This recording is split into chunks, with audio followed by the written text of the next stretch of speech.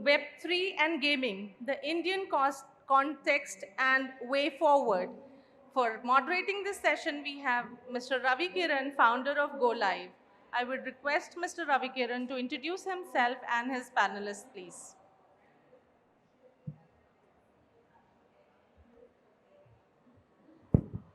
Hey everyone, very exciting topic Web3 and gaming.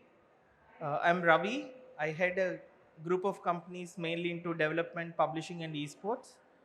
And it's an honor to welcome my panelists, Mr. Shrey Mishra from XCR Studio and Mr. James Cho from the Jet 3 group.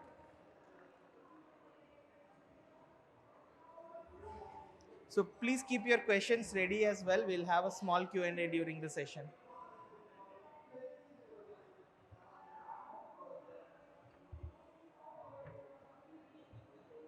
Hello.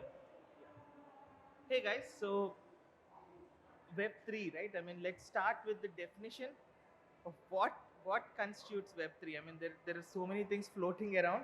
So, what in your mind is Web3? What do you do? How is it connected to Web3 and the whole Web3 space? Maybe that's also leading into your intro in that sense, right? We'll start with Shrey.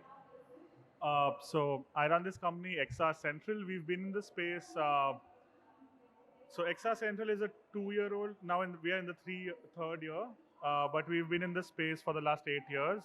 We started off with gaming, and for us, Web3 certainly is, of course, enabling the community a lot, and democratizing the experiences. So I think with that as the core tenet, that's what we are taking as an experience. Of course, the experiences which we create should be accessible, and that's of course something which we do as XR Central. So all our augmented and virtual reality experiences are available across web browsers as well as your VR headsets as well. James, can you let us know what Web3 is? What steps are you taking in the Web3 universe as Jet3? Hello? Okay. Yeah, just an introduction. So I'm James Cho, one of the co-founders for Jet3 Gaming with a focus on Web3 game development. And for us, Web3 wasn't something that we just dove into immediately. We really had to understand what the space was, what the different contexts of crypto, NFT assets, and understanding, what does that mean in the context of making a game. And we take the product first approach, and we want to understand if we were to take these concepts, what would make an interesting game that will make it for an appealing product for the users around the world. So that's the way we look at gaming and Web3 and the technology. And what's really interesting for us is that this is new. A lot of this, what we're seeing today, we're really in the early stages of Web3 development. And what we're talking about today could very well be quite different a year, and definitely 2 years from now. So we're really excited about the variations of what we're seeing in Web3. And it's probably one of the most exciting times to be a game developer because, the best practices, they haven't been developed yet. So we're seeing a lot of creativity in terms of what Web3 means to gaming. So on the whole Web3 space, we have talked of accessibility, we have talked of XR, we have talked about gaming. I mean, we missed that one cool word, metaverse. So that's the only third word, that buzzword that we probably missed out. But can you help understand how Web3 will impact the regular, I mean, everyday gamer, or do you see that happening? Do you see 500 million gamers or a billion gamers move to Web3 gaming? Who Oh, wants? me? Either. Okay. So I think certainly, as James pointed out, we're right in the early days of us progressing into that. I think generally all of us present here would agree that we all have played multiplayer games and massively multiplayer games as well. So I think where it's all going is that how can people own a part of that experience and contribute that experience also. So be it through NFTs or through workflows or through experience builders. Where we come into the picture is certainly we have experience builder where anyone in the gaming or non-gaming space can come in and create an experience. But you can also mint your NFTs. I think a lot of folks currently are in the we're currently in the awareness phase as well, where people need to know about how do they get started, how do they create their experiences, and I think as we move, you're certainly going to see that whole huge set of users coming into the platforms as well. So yeah. James, why don't you throw some light on some inspirations or what's happening around the world and how you see the potential of Web3 in general? Yeah, so probably the biggest challenge for Web3 gaming is just the amount of people that are currently in the ecosystem at the moment. You know, on a worldwide scale, there's 3 billion gamers. When it comes to crypto and gaming, there's about 30 million users. So there's obviously a penetration problem. And I think that goes back to saying, you know, from a gaming context, how do you attract gamers into your ecosystem?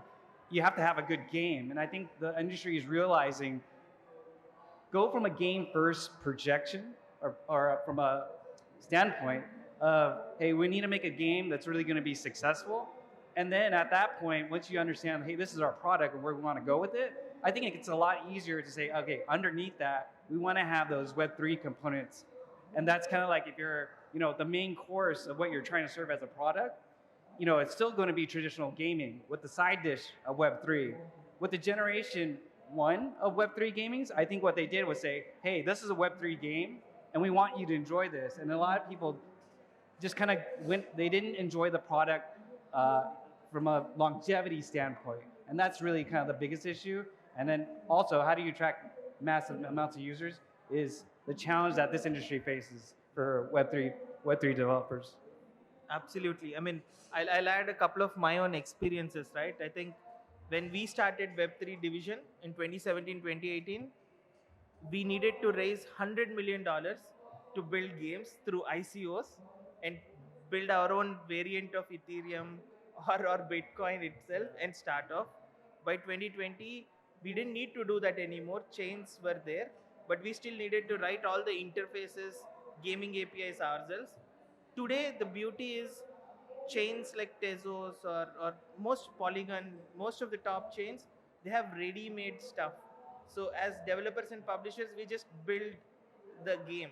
So we can focus on building a good game as opposed to like building a basic game with all these other features.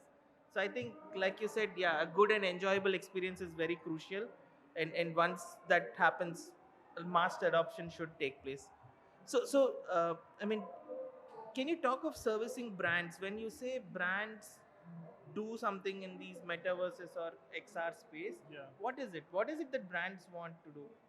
And if there are only 30 million gamers, why are brands so excited?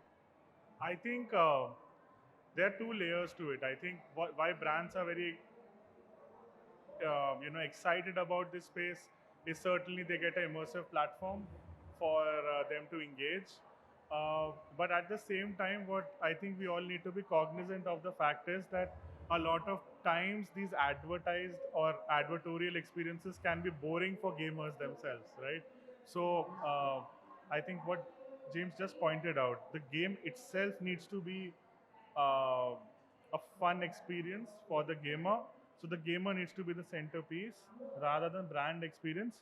Now, what we usually and how I think most of XR companies in the space would work with brands is, of course, to create immersive experiences for them using some of the tenets of gaming, right? So it could be an experiential showcase. For example, if it's automotive brand, can they drive around in the space using AR, or maybe they can use a configurator and then they can have a zombie kind of a game. Just saying. So I think that's the usual stuff which we've seen. Also, in terms of how brands are leveraging XR, when we started off, the major challenge was for them was, okay, if we have to use Oculus, then the costs are going really high. How do we distribute these experiences? Through that experience, what we realized was, okay, let's distribute immersive experiences through the web browser itself to start with, so that it's easier for again the accessibility point, so that it's easier for people to get started. And then of course, if they have Oculus Quest, great. I mean, always better to have more computing power as well. So Right. I think for us it's been like that. So James, when you're hunting for good games to either build or invest into as your group, can you help us understand the thesis? How do you identify the potential of a product? Which products to back or which products to scale and so on? Any thoughts there? Yeah, so I think that kind of goes down to, best practices of game development, right? So I think it's are you able to evoke some sort of emotion, progression, what's the replay value? It says a lot about the gaming industry because some of the problems that Web 2 has is going to be the same thing for Web 3. It's like, how do you make a good game? Okay, well, not every Web 2 game is good because there are its own set of challenges in itself. So I think when it comes to team, idea, commitment, there's a lot of factors that go into what could potentially be a good game. And I think what is good about these types of talks is how do we evaluate, like, here, what are the best practices in a Web 3 gaming context? Because if you develop a game in Web 3, it's going to be different than how you develop a game in free to play. So that's kind of where some of the subtle nuances are a little bit different. And I think it's going to be impactful for the industry for Web3 development if there are more success. As soon as there's more success, there will be more developers interested in Web3 development, similar to MMOs and when Blizzard came out with World of Warcraft. Before that, there weren't that many MMO developers, but once you have more success in a genre, then you're going to get more active developers. But in the Web3 context, you'll probably attribute more to the success because it's a good game, and they just happen to have that Web3 component with it. Very interesting. So let's take the conversation forward in the Indian context. Maybe you can continue, James. Where do you see the opportunities? Where do you see the potential in the Indian context, Indian ecosystem in general? Right. So if we think about Web3 development similar to free to play, that's an opportunity on a huge scale. If we say, hey, Web3 development could be the predominant gaming preference for users to come in the future. And if India positions itself as active developers, then it could ride that wave.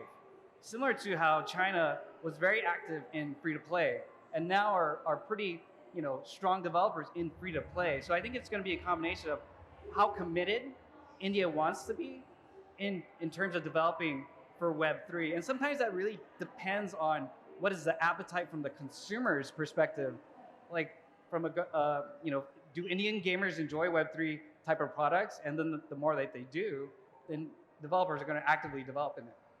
Very interesting. Shrey, in the Indian context, I think in the Indian context, what we've seen certainly working, I think we're one or two titles away from one place where the community is coming together and creating their stuff as well. So for example, when you look at the community of Roblox, right, you have such engaging experiences which folks themselves, the community themselves have contributed to. So I think once we have that one hit title, of course we have a lot of interesting use cases of titles, but as soon as we have those sort of use cases where the community is coming together and creating those experiences, the next step, of course, I'm sure would be that some way it's going to be tied up with the Web3 elements, and then they are able to monetize it. Because if you see today, India is one of the largest creator community bases on YouTube or even platforms like till TikTok was there, right? So I think that's one big factor which would definitely be there in the Indian ecosystem, because we have huge numbers of creators, and then the developer community itself is growing every day. So, very interesting. So before my next question, I want to give some like stats leading to the question. So we know that there are more than 10,000 developer accounts building games in Play Store in India. That's like 10,000 developer accounts. More than 1,200 registered game studios in India. So that's a lot of companies building stuff. And during COVID, with the Web3 wave happening, I mean, we I mean, when we talk to developers, we realize that 300 to 400 development companies took up the mantle of building Web3 stuff.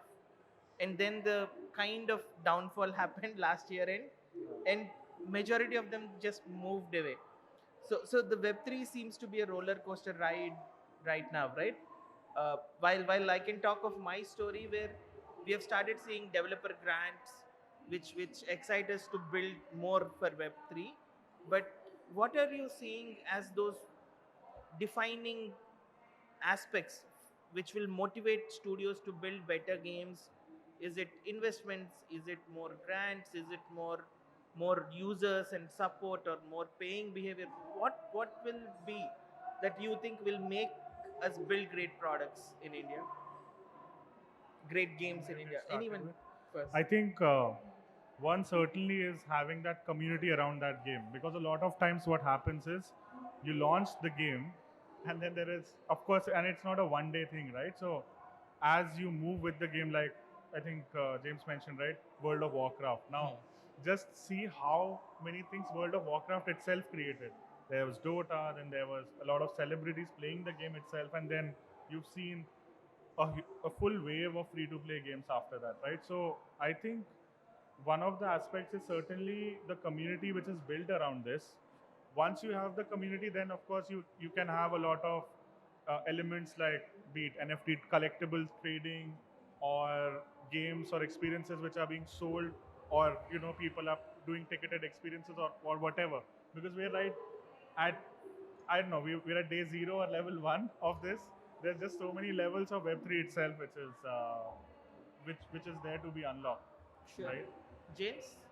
Yeah, I think when it comes to Web3 development, it's going to be, I think it comes down to a little bit of risk for developers, right? We're still trying to prove ourselves actively. So I think in times of, rough economic situation, sometimes it's a little bit more safer to do the traditional route of Web 2 gaming. And we had an investment panel a little bit earlier, and there were thoughts about like, what are your thoughts on Web 3?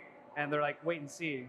So we're in a let's prove it stage, and I think it's it comes down to the builders and how committed they want to be with Web 3, and how far that we push that further and further. And maybe it gets to the point where, okay, we understand, hey, these are the best practices of Web 3. Okay, we feel more comfortable doing more games with these, blockchain infrastructure, NFTs, or cryptocurrency. Absolutely. And I really loved the community aspect, right? One of the top VCs in the Web3 space, when we were talking with them, they were saying that there is a Korean developer. They have a fantastic Web3 successful game, and 33% of the Korean game user base is from India, and they did not do any marketing. So it's like, hey, where are all these Web3 gamers in India coming from? And maybe it's because of the play to earn concept or such. India did build a lot of community companies, right? There are guilds with tens of thousands of Indians in it.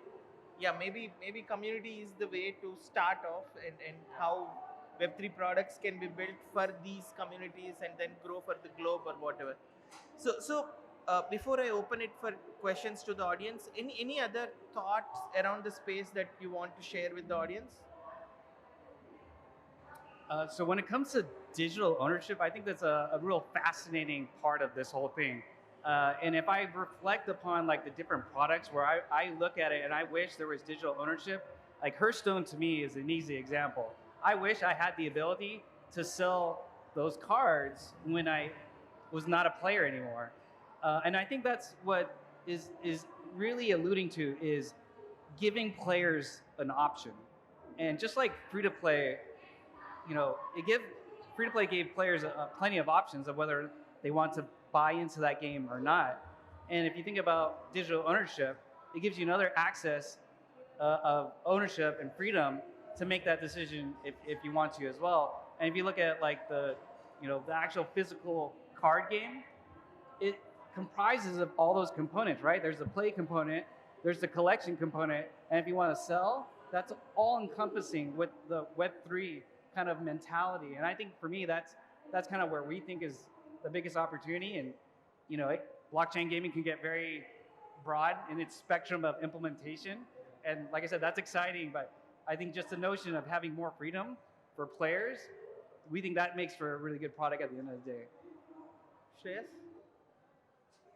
See, I think one of the things which I just mentioned was the community, right?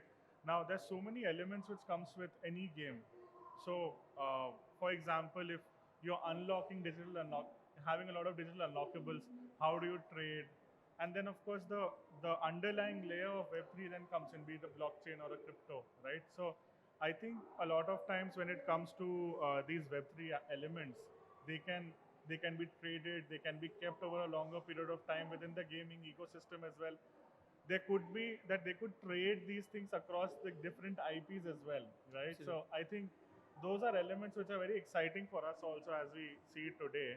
And I think as we move, it's going to be implemented. That's what we see. Fantastic, fantastic. In fact, I think both of you have also, I mean, kind of elaborated why we are into Web3. So we have a cricket game Yeah. where players grind, unlock cards, which they can put on the marketplace, mainly for trading, not really play to earn or whatever, but mainly for trading, revise their strategies, and go back into the next CCG fight. Yeah. And like you said, the day these assets are across games or they have value across games, I mean, then each card that you have unlocked is so much more valuable, Yes. right? Yes. And just to kind of carry some of those thoughts, if you think about like a digital asset and the value and how to, have that value propagate over many years, think about it from a content developer or the operator. That operator has to be existent for a long time for that value to kind of continue and grow. Example is just like Pokemon. Imagine if Pokemon stopped creating content back in the 1990s, right? Like how expensive would that Charizard card be? So if you think about it, like the longer term perspective on how to grow that value in any context of a collectible is how do you remain in the ecosystem, have longevity, and then produce content. And I think you're starting to see some interesting ideas about, well, if you're an operator, you can't provide the resources to continue that game, then maybe that gets passed down to the community. So there's some of those thoughts that are really interesting that could help kind of continue the path forward for those assets and continue to grow over time. So I'll open it to the audience for questions, if any. Can we have any mic that's passed on? Let's just wait for the mic. That's multitasking at its Yeah. core. Yes, please. Can you kindly introduce yourself before the question? Yeah. The other one. Yes, please. Hello. Yeah. Yes. Am I audible? Yes, Yeah, you are. Yeah, Please I'm introduce Shakib. your. Yeah, I'm Shakib from Gaming on Phone. Okay. So we run a digital platform where we cover digital gaming in general, the reviews and the community, what Shrey was talking about, and what's going around with either the new game, the upcoming game, or the already existing games around the market, majorly in the mobile gaming area. So yeah, so coming to my question, I have two questions to Shrey. So like Shrey, you were talking about community, like community coming together, creating the hype, creators playing the game, and then a mass adoption of the game, right? So being a gamer, I just wanted to ask you, what would be, as per you, what would be the characteristic of a perfect game that you will describe? That these all should be the characteristic of a game, and the creators will come up on their own. The community will take up the game, and it will be a major success in the Web3 aspect. I'm asking. This is the first question. And the second question is, how, as per a publisher, as per a creator, how you will mobilize the community, mobilize the creator community that we have across the country. I could not hear the second one, but I can address the first one. Okay. Just Can you say it one more time and louder and closer to the mic? Okay, I'll try this one. So You were talking about the community aspect. Yes, So yes. first question was around what should be the characteristic of a game. Okay. What all should be the tick mark, that if that is the thing, that all the characteristic, all these things are in place, then the game would be a hit, and the community will come together, and the creators will play the game, promote it on their own, Yeah. and these things. Yeah. Okay, that was the first question. The second question was, as a gamer, I wanted to know how you as a publisher, how you as a creator of that particular game are trying to mobilize the creator community, mobilize the community in general across the country. Okay. What are your steps? Yeah. So the first one you mentioned is around characteristics of a perfect game, right? See, I don't think there's a secret sauce or anything, but the base tenets always remain that you need to make it easy for people. If it's a, let's take the example of Roblox itself or a Minecraft, right? Roblox has made it extremely simple for even a kid to create a variant or a game on based on Roblox. Just for an example, we were ourselves researching on one of the games, and we found that some kid had actually created that on Roblox, right? Very interesting in itself, right? Now, when we were researching about it, we realized that someone in the team mentioned that a kid had created one game which had more users than Animal Crossing for some duration, right? So you're talking about a Nintendo type getting good competition from a community created game. That's one. So I think the first bit is that it should be extremely simple for them to develop on it. The openness of the platform, I think, is definitely there. The second bit which you mentioned was the discovery. I would say that okay, I've made the game. How do you get users on that game? How is it being discovered? And I think that's a complicated piece which the publisher usually would solve. I think one of the ways is through a bit of SEO, some planes in SEO, or accessibility also.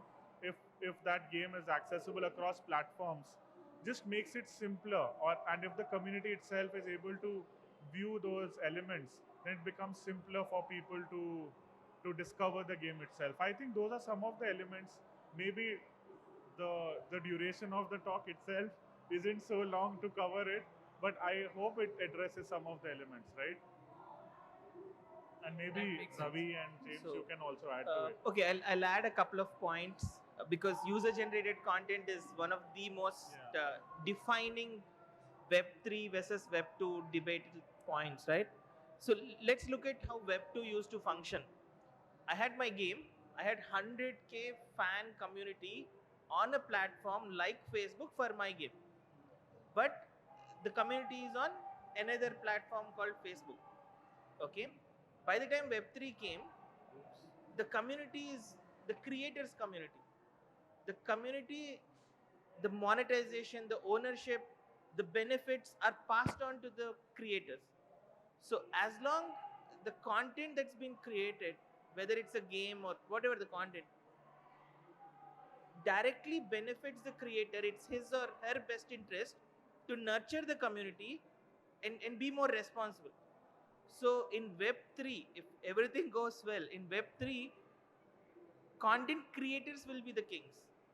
They will own that piece, not some other platform which will say, hey, this is me, I am the social network. No, you are the, or your content house is the IP owner.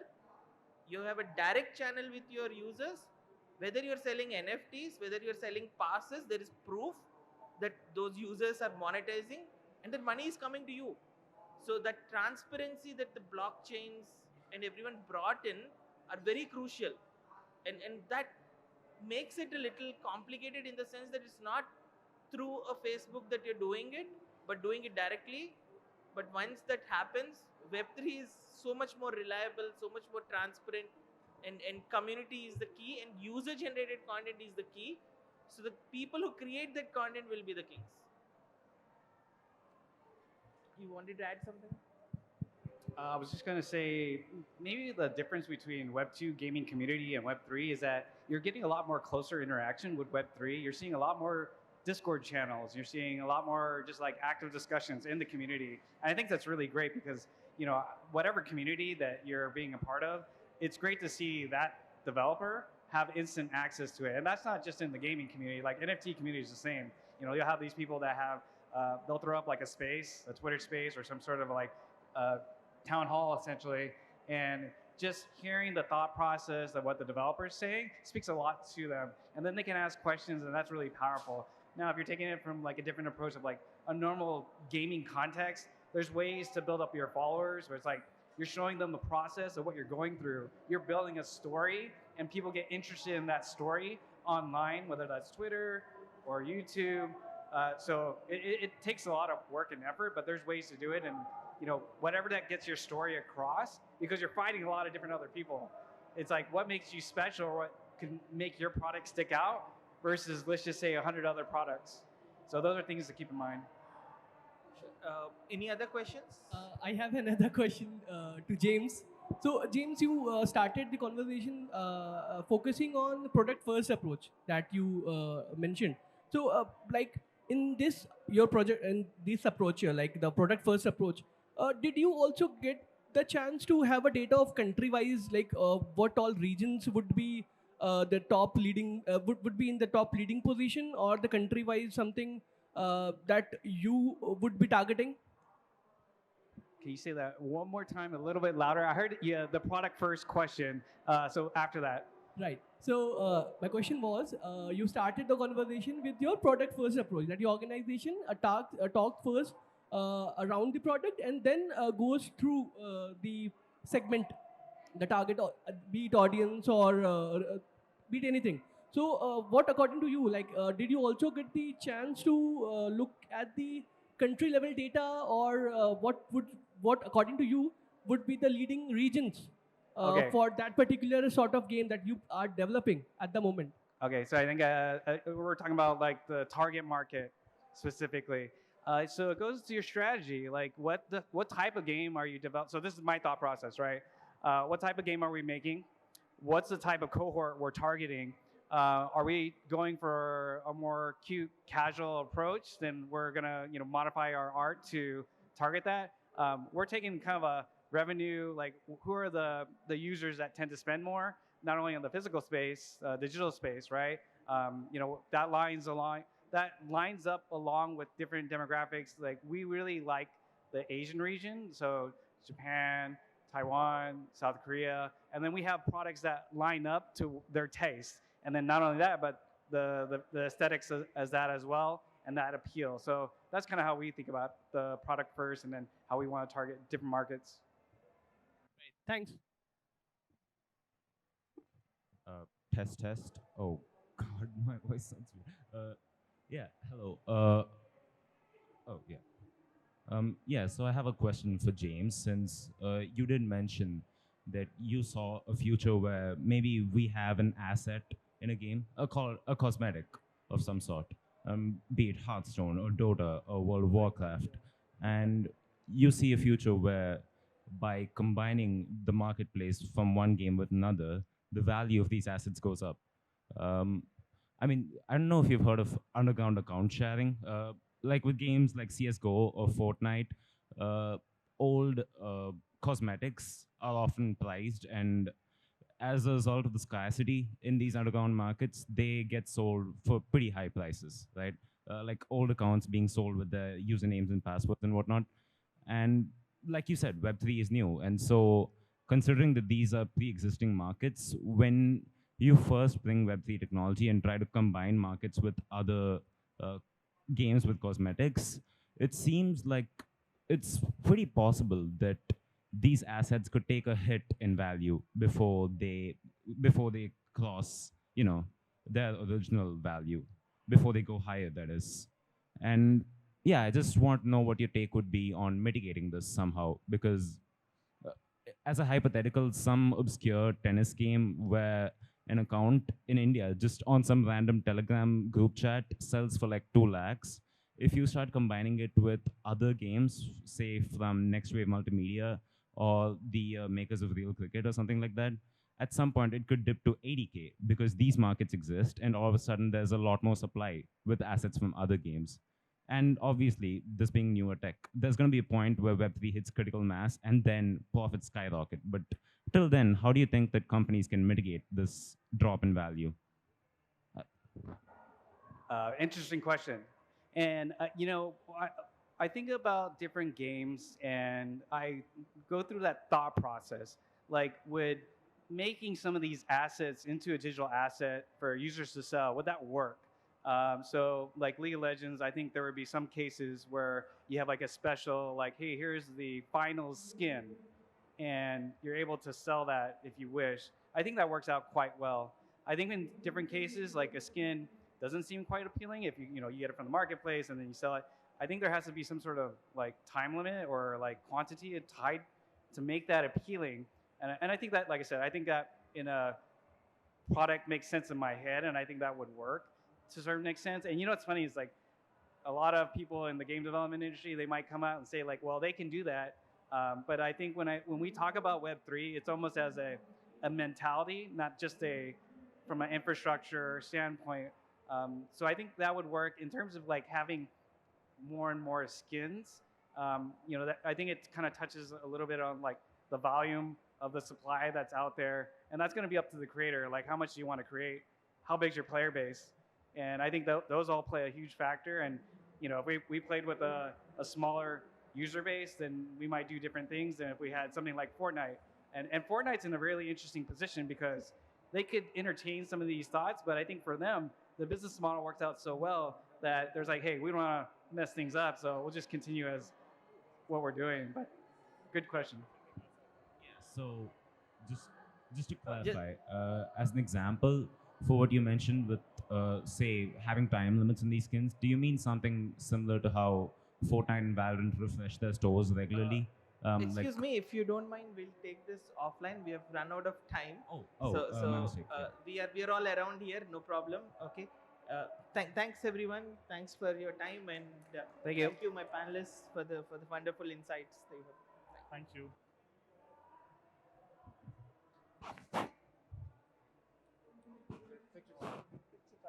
Okay, this is when I stick in my stomach here.